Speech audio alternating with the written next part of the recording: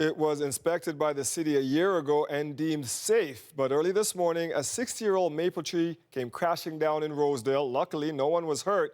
But as Kieran Dillon explains, one arborist says the tree should have been removed long ago.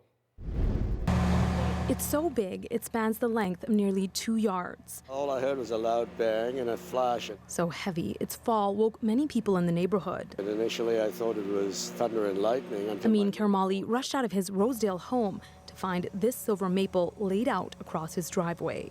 I hit those eaves, and more or less it's between those two houses, between my house and the house next door. By midday, most of the tree was gone, but the power was still out. Exactly what caused the more than 60-year-old tree to come down is still up in the air. But this arborist says a large wound in the base of the tree was clearly rotting. It's nothing. It's like the consistency of styrofoam. And that entire tree's inside was the consistency and strength of styrofoam. He says the tree should have been removed ages ago. This is obviously a sign of dramatic decay. There's obviously ants have been in here, animals have been making their way into this hole. But the City of Toronto says its crew inspected the tree last year and deemed it to be structurally sound.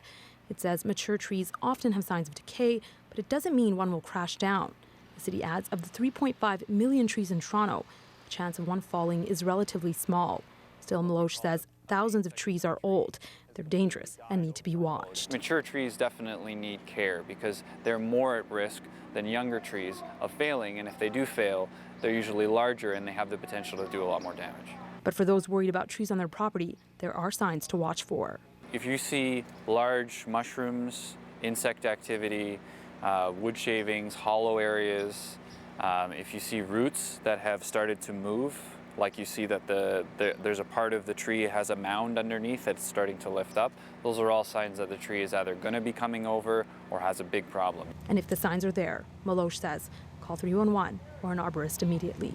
Kieran Dillon, CBC News, Toronto.